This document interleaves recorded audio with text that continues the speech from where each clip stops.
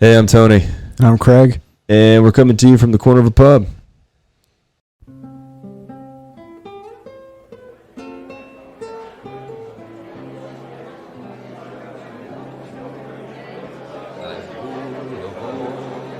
As the sun was setting on the bright meadows of Shelby,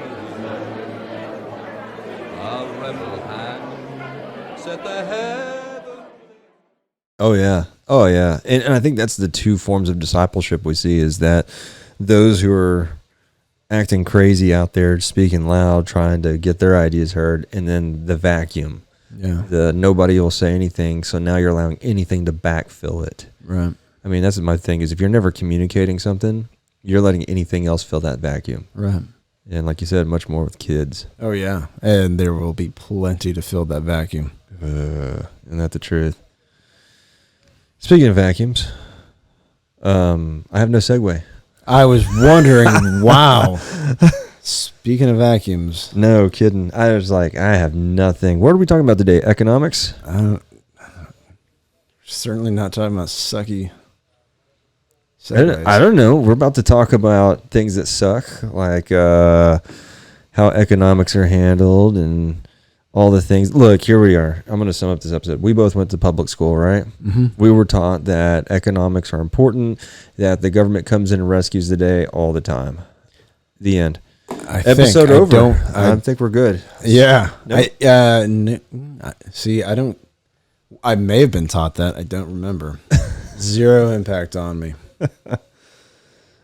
Yeah, that's the problem is okay, so now here's the deal.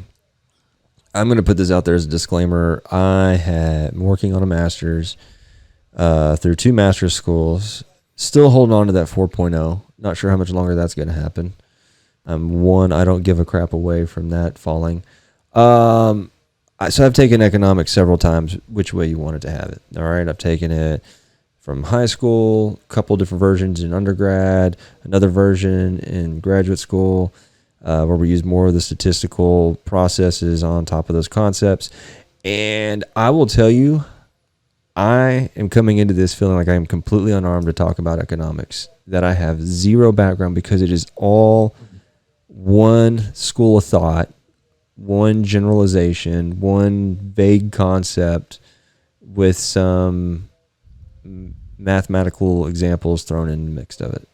So I'm curious, when you're covering this stuff, like, can you give me an example of what are they telling you? What are they saying when you're going through these various economic courses?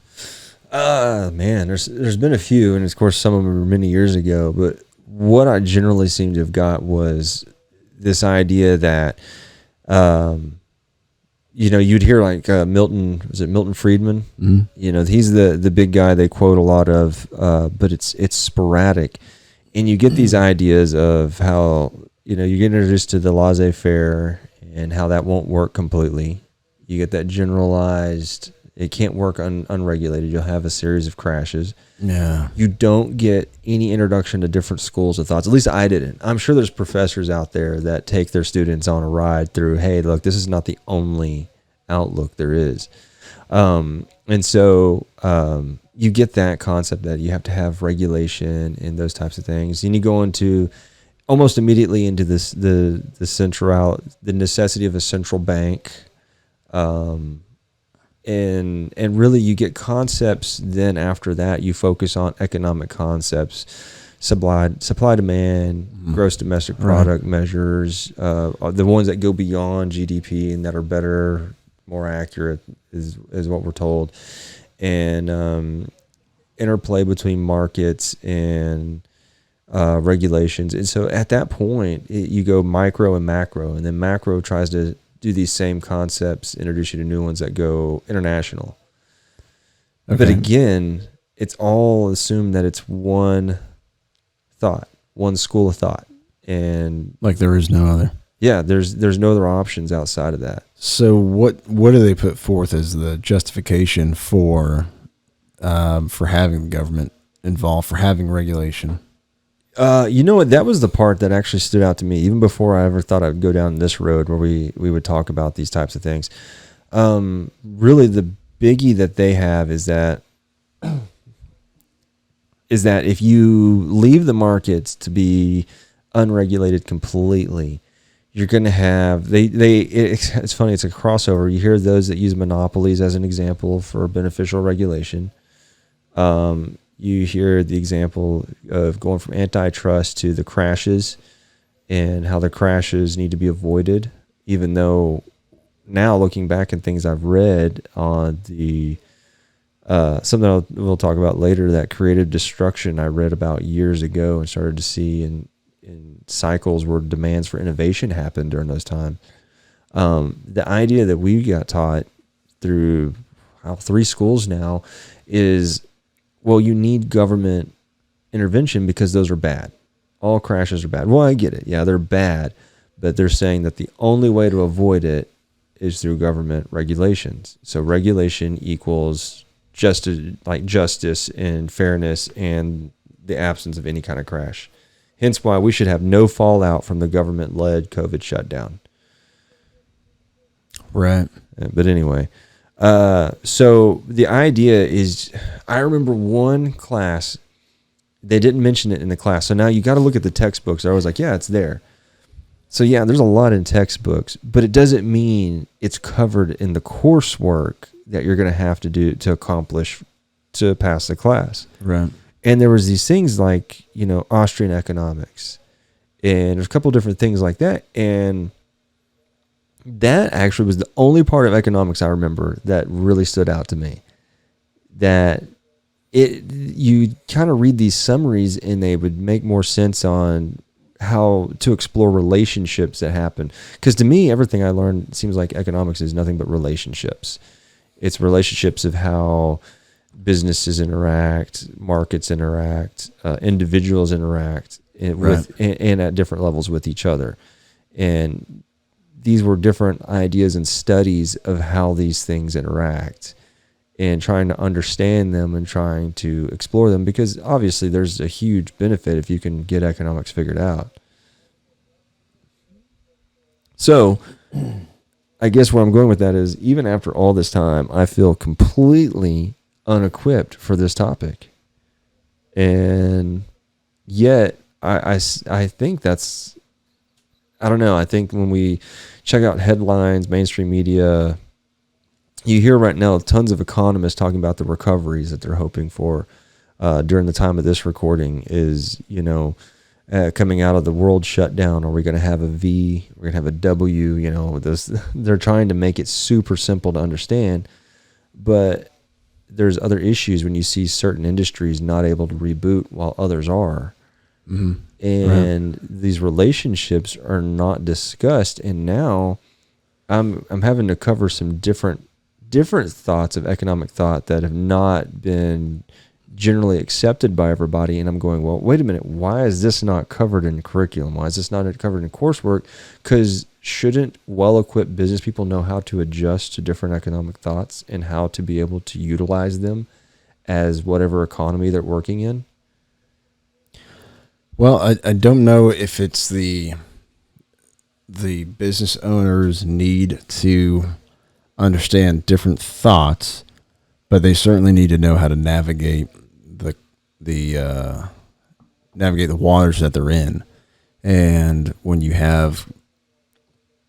they don't have a whole lot of say in some of that stuff, like we talked about before, we talked about that food truck park in Conroe that had to shut down because they sold, well, it was a park that had all these taps for beer, and they sold beer, but then they opened up for all these food trucks to come in, and then the food trucks are selling food, so you get your food, you get your beer, but because the one business is making their profits, their sales are almost entirely alcohol, they're just facilitating the food being there. They're not allowed to open, but they still have to pay the property tax. So there's nothing free market about that at all. And right. So now, let's say that business shuts down. Now you don't have that food truck park. So there's like 5 or 6 food trucks there at a time, maybe more, I don't know. So they said their businesses were already suffering. So you've got that business potentially shutting down. You have their employees who no longer have work. Let's assume that maybe half those food trucks struggle enough to where they have to lay off people, or they have to, they just can't continue to work. Right. I mean, that's going to affect somebody more than just those business owners. So there's nothing. What did that have to do? Was that because there wasn't a demand for them? No, it's because they weren't allowed to open for business. Yeah, and and that's something.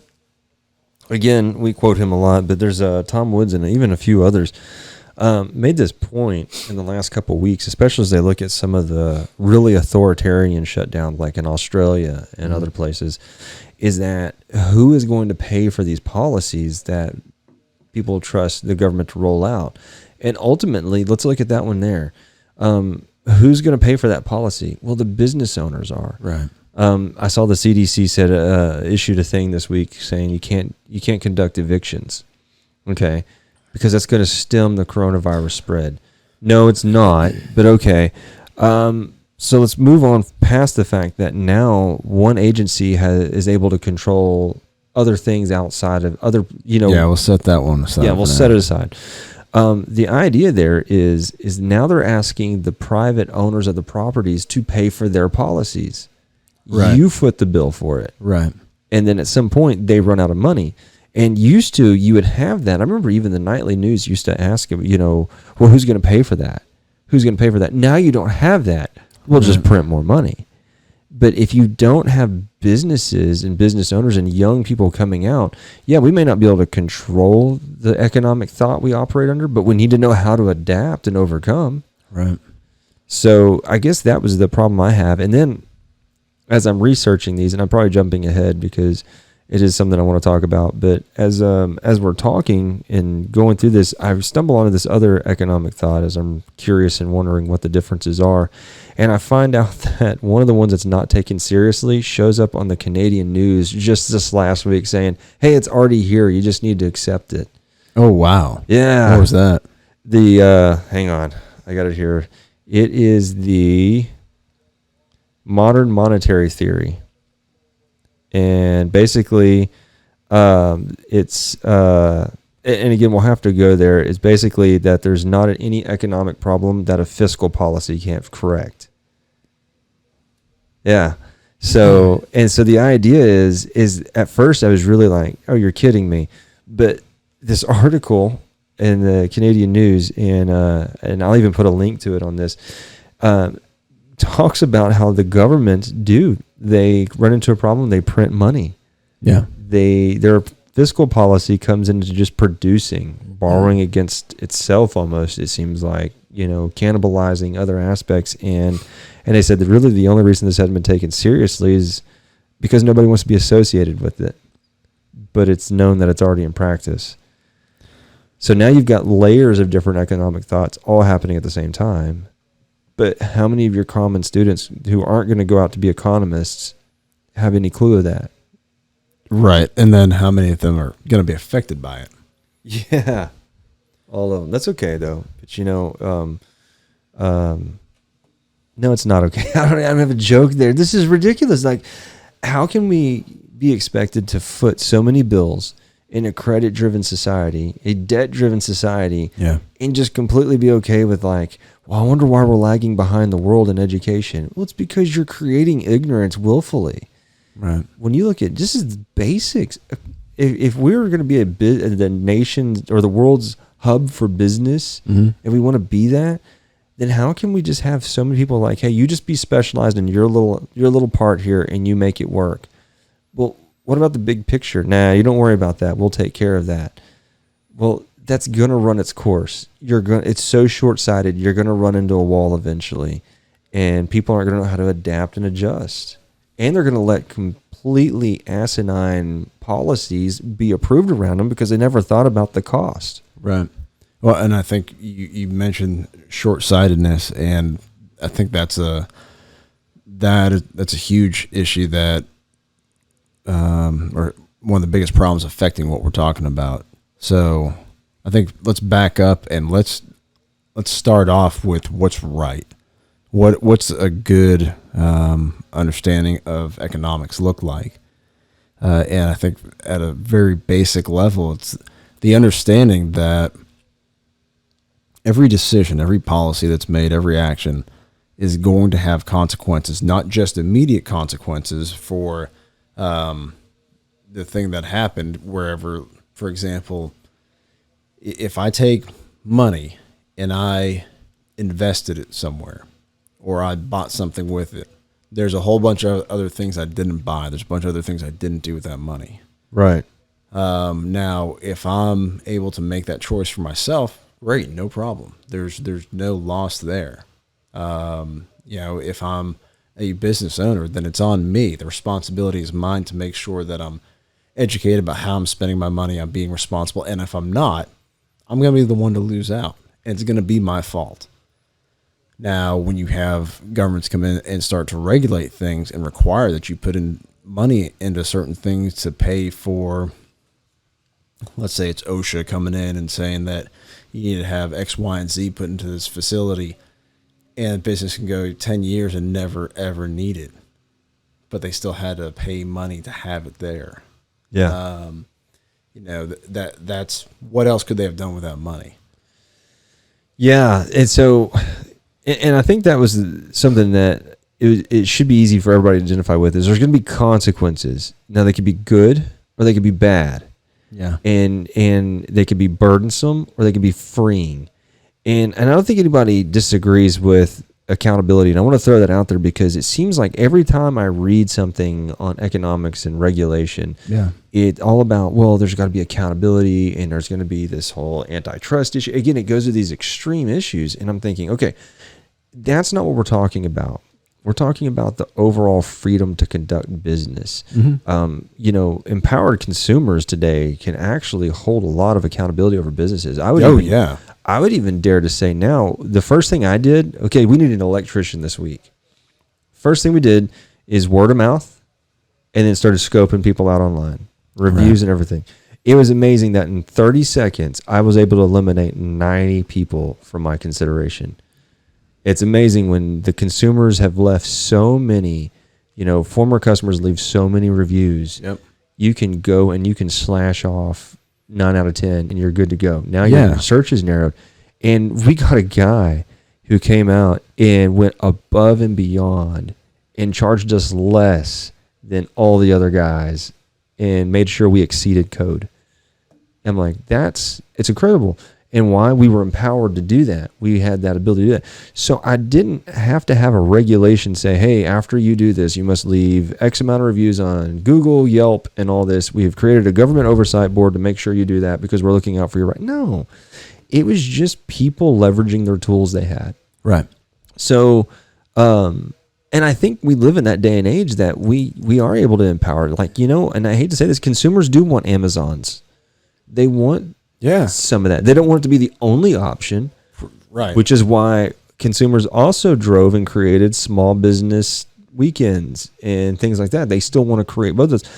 So I guess where we come into this, though, is when we start to have these conversations, there's these extreme ends of the thoughts. You have to be in one extreme or the other. I want it completely free with no accountability. I want it completely regulated because that's what protects me. And that drives me nuts. Everything I read had one of those two extremes, and none of it had to do with empowering businesses, empowering state markets, empowering consumers. None of it hardly has anything to do with that. It's either we should be completely deregulated or completely regulated.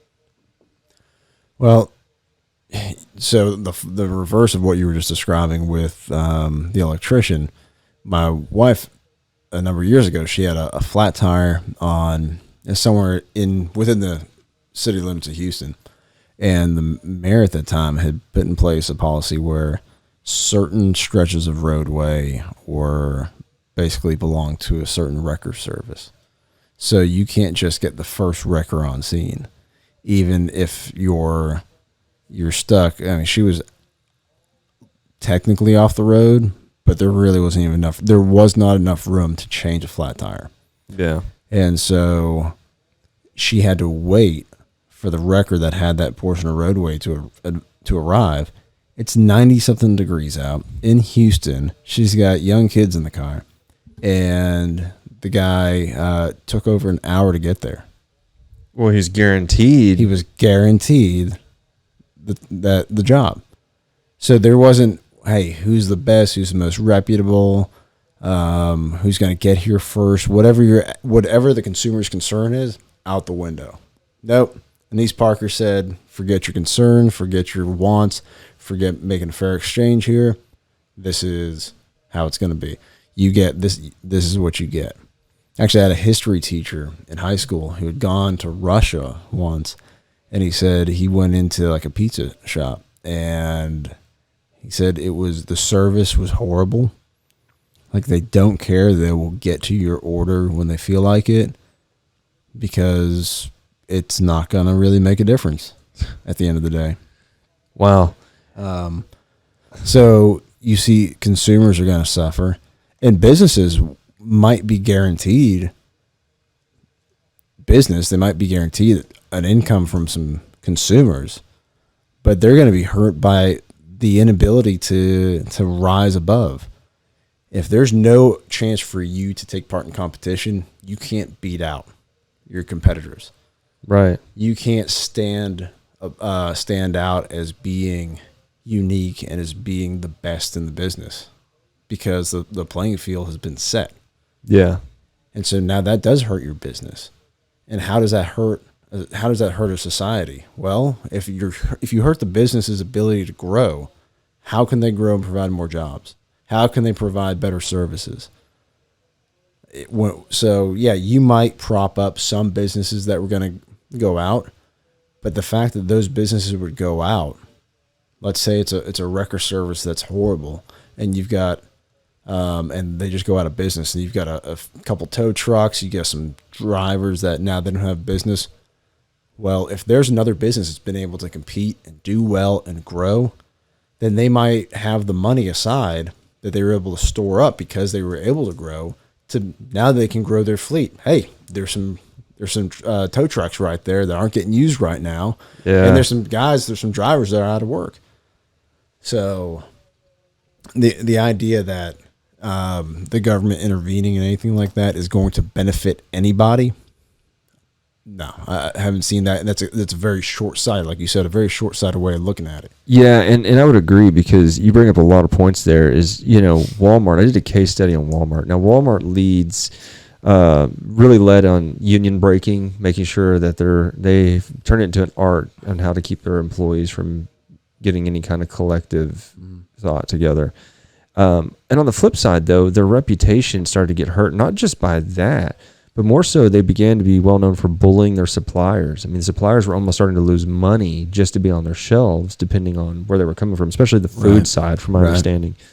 And so this started to come out, and as Walmart began to be known for that and get away from what I guess Walton had marketed it as to begin with, people started to move. And by the time I had wrote that, Walmart was losing like 6% of its market share that year to competitors. It's huge. You know how much Walmart's market share is valuable. It's expensive. Yeah. So for them to lose 6%, I can't wrap my head around how much money that 6%, made up, what it equated to. But again, that was empowered consumers starting to make the decisions. And we do see the rise of competitors, of Costco's and Kroger's and things like that, and Amazon's. Heck, I've been with Amazon since I was buying my used textbooks from them back in the late 90s, and it's amazing what it's turned into. But that's because users, customers, consumers were able to get information and go, I'm not going to support that. Now, you've got people who don't care. They're going to go to Walmart. They don't care what they stand for. Right. They're going to shop there. And so I agree with you. I don't think regulation is going to do it.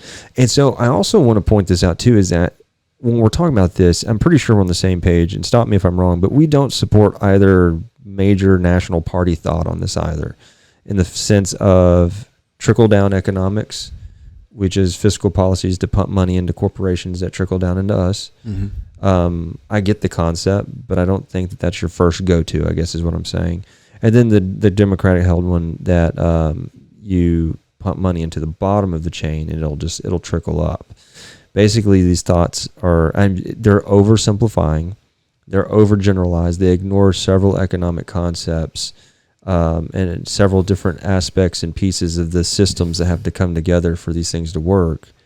And unfortunately, anytime I've had these conversations with people in the past, they talk about it from, it seems like those two sets of lenses. They either see it as, so what do we do to get money to the consumer to spend, or what do we do to get the money to the corporations to hire people? That's the only two ways. There's not any economic thought. It's more political thought and fiscal policy. Yeah. To me, it's actually really, I have a very simple view of this. And it all starts out with, let's say I'm the consumer and you're the business. I come to you, you have something to offer me. I'll either pay what you're asking or I won't. And you're probably going to, if you want to sell bad enough, you're going to adjust that price down to something that I'm willing to pay for it. And that's how prices are developed, is if there's no one willing to pay what you're selling for the price you're asking, then that price needs to be adjusted. If you're smart, you will be, because you might produce 1 million widgets, but if there's no one willing to pay what you're asking for, you're out of business. Yeah. And so you're incentivized to be the best. And we've talked about that before, like the coronavirus response. A business has the most interest in the health and well-being of its customers than any other entity would. Oh, yeah. The government for sure. doesn't have anything into that. It has no blood in the game, but businesses do. Absolutely. And so then beyond that exchange, what you do with the money that you receive from me and what you do with your business, that's up to you. And people, I think, have lost the idea of the simple concept of a transaction, right? An exchange that has happened, and this exchange and the consequence and the trade-off and those things is lost because it seems like it's been so muddled in what ifs and interventions that really just the simple concept itself doesn't exist in most people's common thoughts. I don't think people think about the exchange. When you swipe the card or you hand the money over, what's working together, what's happening there. Right. So I watched this video on LinkedIn the other day. It was great. It was in Spanish. It looked like it came from Central America, and I am not fluent in Spanish, so I had to hand that over to my wife to help me translate. But it was something like negotiating like they do in the U.S. is generally what we got. And if somebody's seen the video, please leave a comment and tell me if I'm going the wrong way with this. Either way, it was brilliant. So there's this little boy, and he's selling something, and I think he's got it for like, I think it's like $30 is, of their dollars. Yeah. And this guy comes and sets up a booth next to him, and he's selling already. So the little boy sets up next to him. He says it, and he looks, and he sets it as $10 less than the guy. The guy looks at it and goes, I'm going to go lower. And he goes lower, and then the guy goes, oh, yeah, and he goes bottom dollar. Yep. The kid stands up, takes his money out, buys his whole inventory, and jacks it back up to the original price. Yeah. And I was like, that's amazing. Yeah. But and the guy's just shaking his head, laughing, like, holy crap, what just happened? But all that to say this is that there is an incentive when a market has to support itself and move itself, that it has to outperform the competition. Yeah. And I get it. We look at the atrocities of the Industrial Revolution. We look at the atrocities of these types of things. Well, I can take that further and look at the atrocities of systemic warfare government-led economies did. Yeah. I mean, I can make the case both ways. Empowering the consumer to make their own decisions, though, is huge, because now the business has to have the drive to, hey, I want you to be my customer, and we have to earn that. So that you just used the term empowering the consumer, and I think that kind of represents how far we've strayed from where we ought to be, because that is it's not a term that you just made up, but it's a concept that people have argued for, and there shouldn't be any such thing. Leave the consumer alone, leave the business alone, and let people conduct their affairs as they see fit. And so people have a desire politicians they'll claim a desire to empower the consumer. they are the ones that are standing in the way, and they're the only reasons anyone needs to be empowered. So, we don't start off from a. You should never start from a place. How can we empower the consumer? The consumer has so much power because either I'm willing to pay or I'm willing to not pay. I can go to a place to get my oil changed and know that I'm going to be in and out of there in 5 minutes or something. I'm going to pay a lot more. Or I can know that I can pay half of that and, I might have to wait half an hour, whatever. That's my decision to make. Right. So, the idea that government needs to come in this is government being the solution to the problem that it has created. Yeah. So I actually have a thought on that, and I jotted it down here because I wanted to ask about this. So you said propping up business is what it turned into in the city of Houston, potentially, and rescuing businesses that might have gone out, which, for example, back in 2008, what they call the Great Recession in textbooks now. Yeah.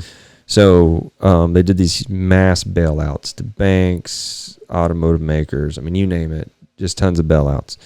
And the idea was... That was only the Democrats that voted for that, right? No, I believe that was Republican-led. You mean, but Kevin Brady didn't vote for that? What? Yeah, I think he was one of the champions of it all. But yeah, and that's exactly the problem. You can't just two-party this thing and go, I'm on one side or the other. Well, then you're wrong. You're just going to be wrong. So... Sorry, not trying to push us off, but that was just, just felt like we need to make that point. Yeah, no, you're right, though, because, again, when you talk about this and you talk about government intervention or anything like that, the first thing people do is go, I know, that's why I'm a Republican. Are you serious? Do you know what happened to the last two bailouts? Right.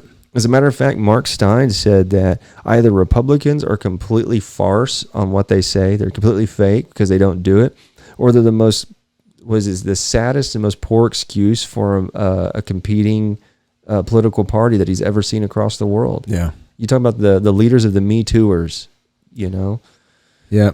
I think it was actually one of the bailouts, one of the coronavirus bailouts, that Thomas Massey wasn't going to vote for. And Massey said that Trump actually called him up and said, if you don't vote for this, I will ruin you. He'll ruin him? Yeah.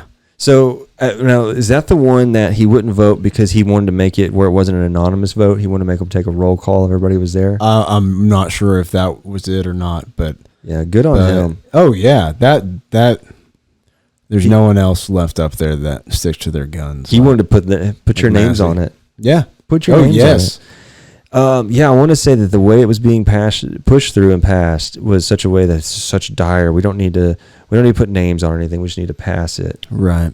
And so what happened is, and I'm sure we're seeing it the same way, is you had the government, both parties intervene back in 2008 and now in massive record-breaking ways. The problem that happened was a lot of these are the same companies and company types that were bailed out the first time. Didn't put any money back. Now, like you said a while ago, you're like, well, what happens if that business was doing poorly and there's another business that's doing great and they can go, hey, look, that just freed up capital. Right.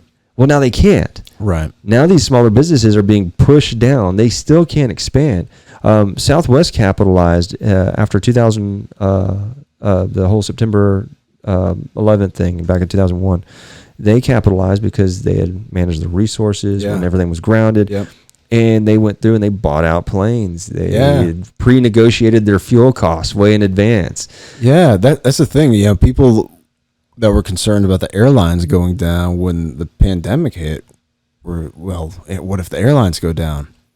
That's just a company. That's not the actual planes. I mean, the planes are there. Someone will buy them up, and they will be used. They will be used, and maybe in a more innovative way, but not anymore. Because regulation went in and bailed them out and provided all these funds to these places that were not ready for any rainy day. I mean, you're talking about multinational corporations not ready for a rainy day. Right. And Now, what hope do the smaller companies have? It's like everybody knows the small business bailout that they did was a fiasco. Yeah. Nobody saw anything. No. And if it does, it was minimal to the impact the regulation did. Now, on the flip side of it, though, that's caused another argument on the other side of it. And that argument is, okay, if we're going to empower the consumer, why wouldn't you just put a fraction of that money towards paying off all the student loans? Mm-hmm. Whoops, there's always another side to that sword. And so now you've had these massive bailouts for companies. Now people are like, where's my bailout? And so what have you started now? Instead of competition, you've almost bought out a spiral. Yeah. Well, so kind of going back to that, what we're talking about, that foundation, where does the money for the bailouts come from? It's just a printer. It doesn't cost anything, right? Yeah. I mean, the printer runs and all of a sudden there's money there magically. And it's treated like it's completely free of consequence. Like there's no one's ever going to have to foot a bill for that. Yeah, exactly. And the way that's treated is absolutely insane. I mean, it's scary. People think that you can print money like that and no, it's not going to affect you. There will be no recourse down the road that's going to come back to haunt you. And if that were the case, if that were really the case, I think some people completely believe that. But if that were the case, then why haven't we been doing that all along? Yeah, but isn't that going back to the idea that there's only one style of economics that are taught? Yeah. There's no other competing schools that are taught. It's Right. not hey, let's tell you all the schools there are out there and the practicality of them all. Right. It is just you're ill-equipped. And so nobody, I would dare to say that the vast majority of Americans do not understand the trade-off of what happens when money is printed like that, what it Right. does. Right.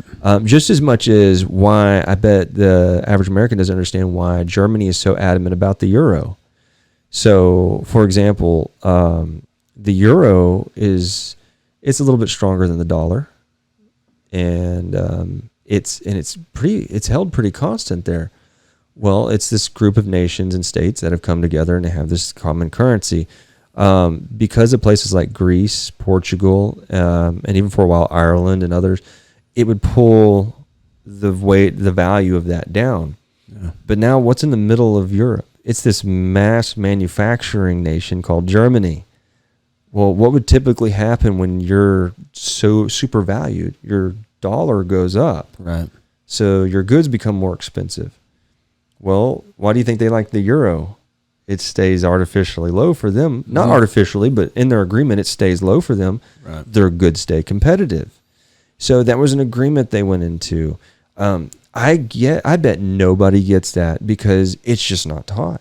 If you're not an economist, and of course I might have butchered that explanation, but the point is, I think, is that when you see these types of things happening, your typical American has no idea of the trade-off that they're agreeing to or they're making.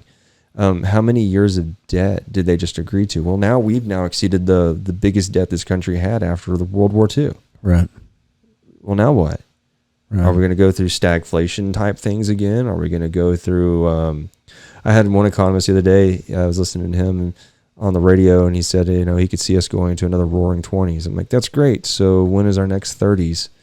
When it all crashes? Yeah, I mean, we already had the whole issue with, the bars were closed, so we're matching prohibition. Yeah, just in a different way now. Yeah, heck yeah. Oh my gosh.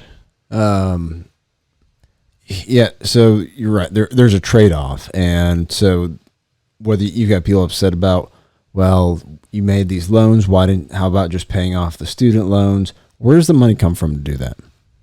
If I've got loans that I am paying on, and you say, here's some money to go pay off all your loans, and I do. Okay, that was great for me. Was it free though? No. It was, maybe there was a cost, because now that's money less that you have to be able to do something with, whether it's investing in your business or it's buying things for your kids. Going and being a customer at a bunch of small businesses. I mean, that was one thing that we did when we found when when they first started shutting everything down. I know you guys did the same thing. Yeah. Any business that was still trying to stay open and trying to manage so they wouldn't go under, we wanted to support however we could. Yeah. Now, it was hard because some of those places, man, were already closed. I mean, there was one restaurant that we went to, and shoot, we went Mother's Day, and they had a sign on the door, handwritten. It said, we will reopen April 1st. So they closed in March, and there we are on Mother's Day, and the sign saying they're reopening April 1st is still there on the door. Yeah. So it was a small local business we were trying to support, but we didn't have a chance to do that. But man, anytime that you direct funds to one thing, you're taking away the ability for it to go somewhere else. And it's going to cost somebody else, even when you do that. People don't understand how much we've signed up for, how much debt we actually own as Americans now, and how much debt our kids are going to own. Yeah. We're looking at making a huge change up because we're getting as close as we can to debt free. Yeah. We're trying to do that. I have student loans. That was my only way to get into the career field that I could get into and to progress through it in such a way. Now, it was calculated. It wasn't just a gamble.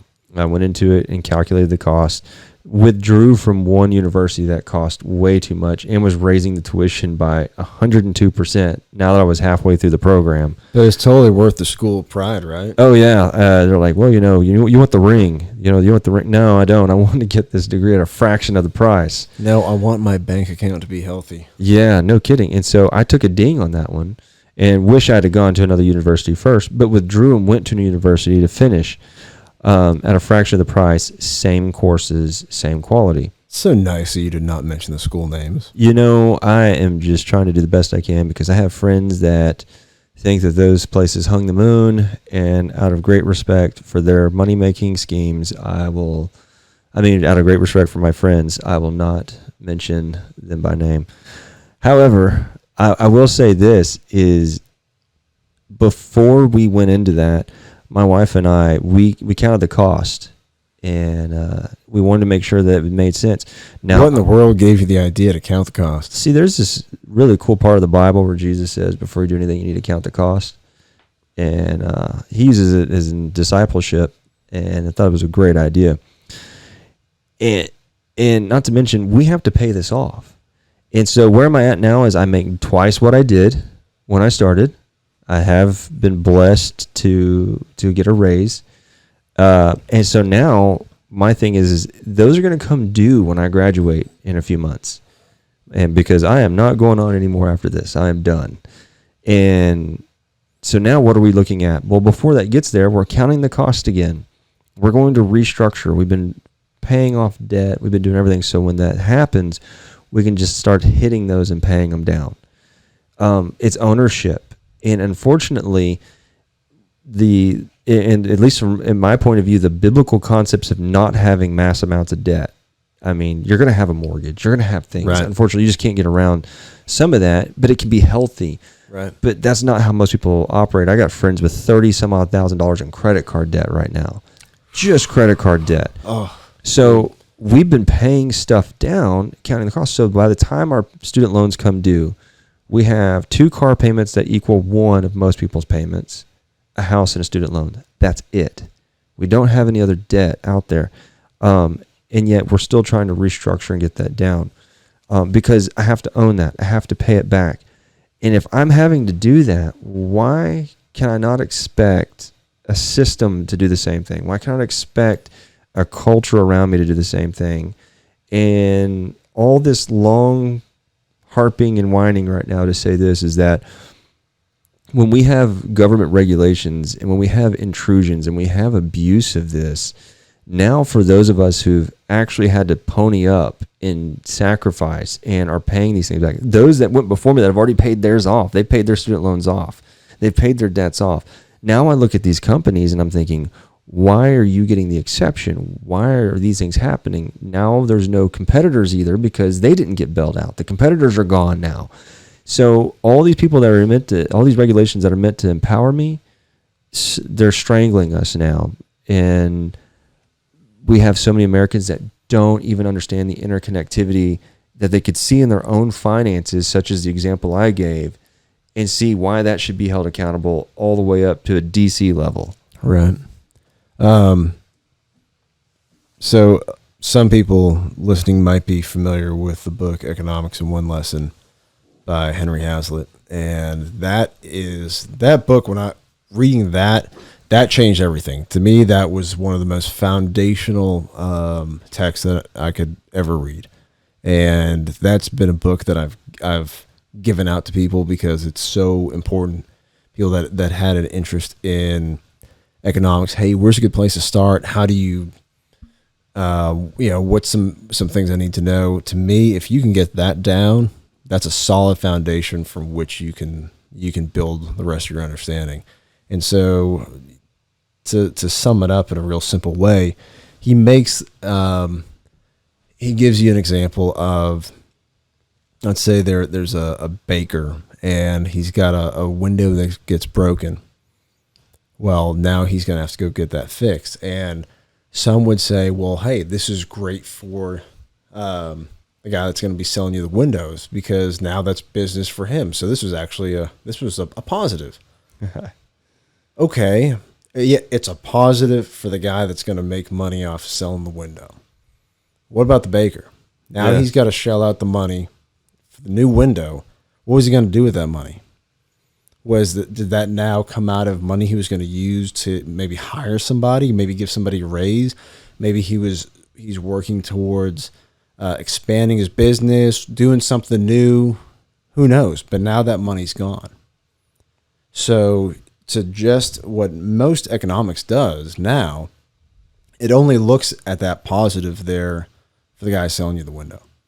Yeah, and just to fix the problem for the baker's employees, they're just going to raise the minimum wage. But go ahead. Yeah. Price all the unskilled labor out of it. But so to properly approach economics, you've got to not just look at the one consequence in that you have this positive for the guy selling the windows. You also have to look at who else was affected by that. Not just now, but later on down the line, because let's say that as assuming that the baker was a good businessman as well, and he was going to do something positive for his business, how many other people is that going to benefit? Yeah. Was he going to buy maybe he's going to buy another machine. He's going to double how much bread he could make in one day. And now, maybe prices are going to drop for that, or he's going to make more money. And now there's going to be more people employed. You'll never know. Right. You'll never know. You're going to know there was that one window that was sold. And it's not to say that that's not going to have a whole bunch of positive consequences from that, but to say that that's the favorite outcome and it's not the money that the guy that the baker had is to disregard the potential there. You're completely ignoring a whole nother part of the economy. Well, and this concept is actually taught in other aspects of business schools, at least. And again, I'm not saying it doesn't exist in other schooling experiences. Yeah. I'm just saying it was completely absent from mine. But there's a concept that I have to work with a lot: business systems. It gets applied to different aspects of business. It used to just be put to one part of production, supply chain management, things like that. But now you can see that these concepts work in human resource management, personnel distribution, things like that. So what I like about it is that business systems make you realize, if I'm going to have to make this adjustment to this cog, how is it going to affect these other cogs, or how many other cogs have to be a part of this in order for mine to turn. And so you understand this interdisciplinary relationship management that has to happen there, both fiscally, personnel-wise, policy-wise, all this within a business, all within a business. So if I'm going to make this change, it's within a business I have to make this change, and I have to get all these parts together. And then we go to economics. it's like that part's generalized. And then we get into certain aspects of measurements and things of that nature. And I'm thinking, whoa, we can measure later on down the road. Right. Those parts, those moving parts you're glossing over, that's the part that's going to empower people to go, oh, so just me losing money so somebody else can have a job, maybe that is not the favorite outcome, like you said. There are other alternative outcomes to it. Right. And you have a huge problem whenever you're expecting that if the government is directing where the money goes, the government's going to make the right decision. Yeah. It's absolutely impossible. There's so many opportunities for error, and the likelihood of it, the probability of the government not properly predicting the market is high, like really high. Now, if I'm a baker and I see that there's some sort of a trend towards people are wanting to buy this one specific thing, some certain kind of cakes become real popular. Okay, well, I'm probably going to have a good idea. I'm going to be able to notice that. I'm going to be able to adjust for that. If I'm trying to open up like a camp, a summer camp for kids, and I know that there's a lot of kids are some particular activities getting real popular, I'm going to make sure, where this is located is going to be able to accommodate that. Yeah. Government's going to open up a task force to do a bunch of studies, and it's going to be, all these levels of bureaucracy are going to be fed into it. People are going to make boatloads of money, do nothing, and the product's going to be crap. So I had a great government teacher in my junior college back a long time ago. I have to say, this guy was awesome in the fact that he was just very candid, smart aleck guy. He almost reminded you of a coach that had to teach just because he had to justify his paycheck. He was kind of like that, but he actually had a lot of commentary that went with that was insightful to a bunch of young, moldable minds. And one of his things is what does government do when it gets involved? And I don't know if I've shared this on here before, but he gives this example of this back, and this is 99. All right, 99, 2000. One of the first videos that went out on the web was this whale that washed up like on a beach, okay? And it washed up in a prominent area, like where the cars would come in. It was like blocking access, I think. And they call, I guess somebody calls the police. The police are like, this is out of our wheelhouse. They call animal control. Animal control's like, are you kidding me? We don't do this. Right. And so I don't know where it's at. It's on the West Coast, I think. And anyways, it goes through all these government departments. So this whale's just there rotting.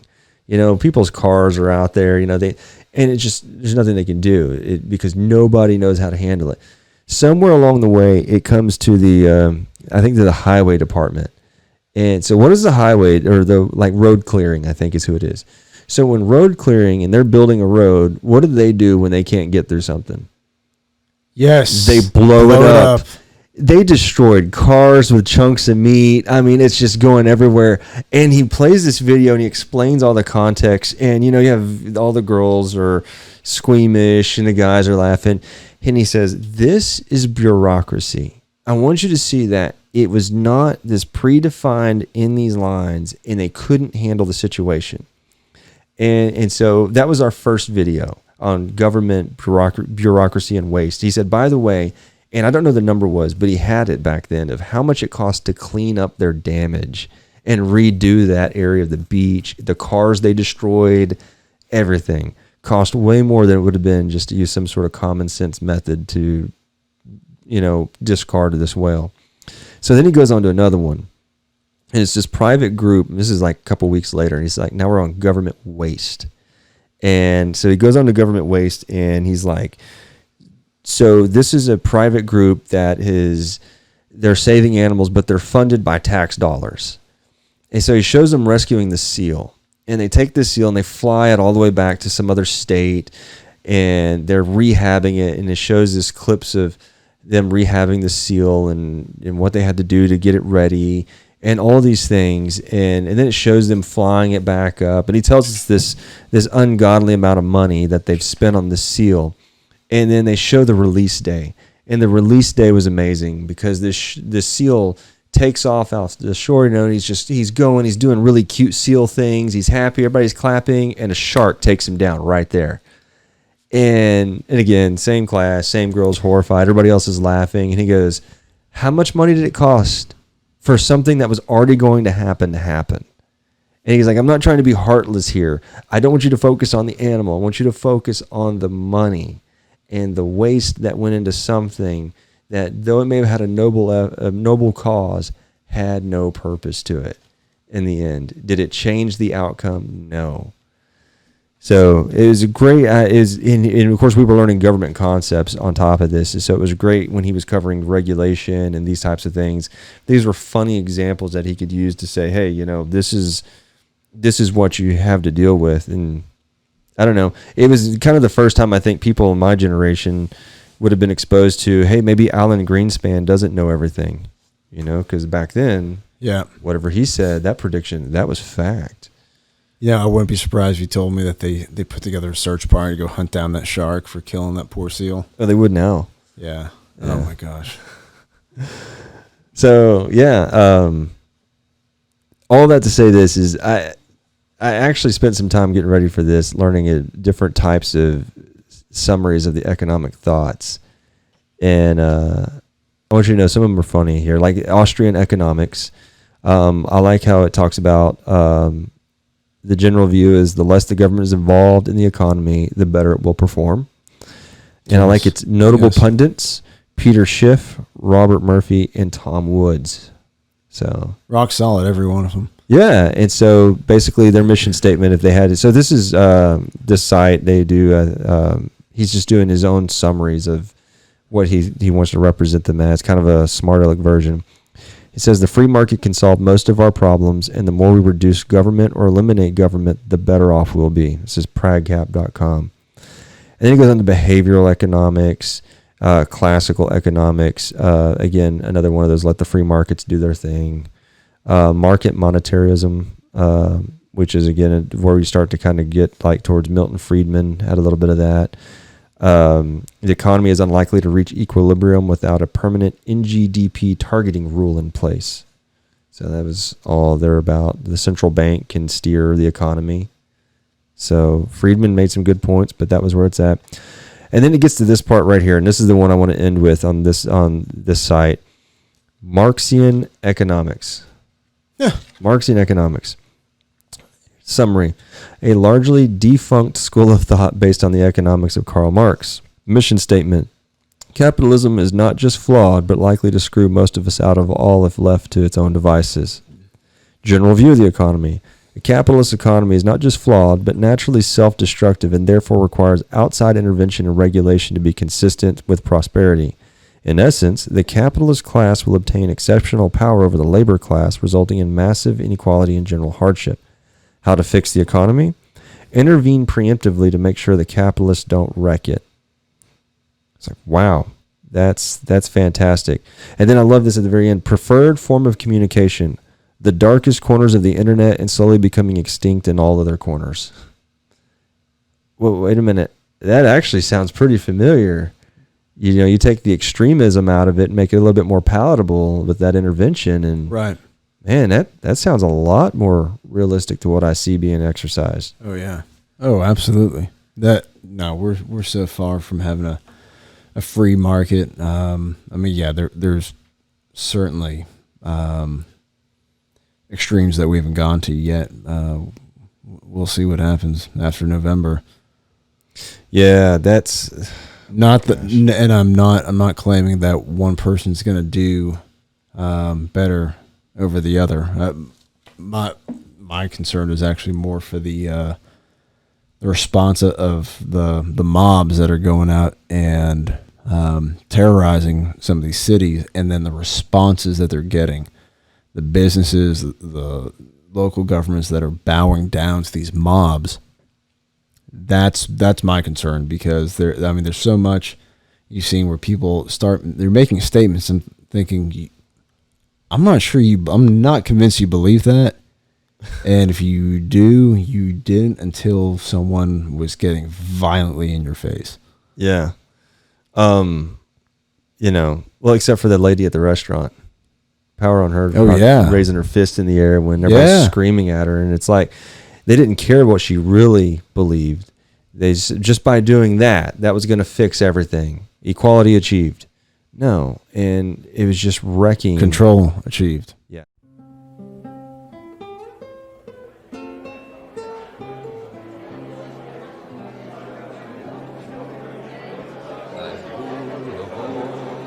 As the sun was setting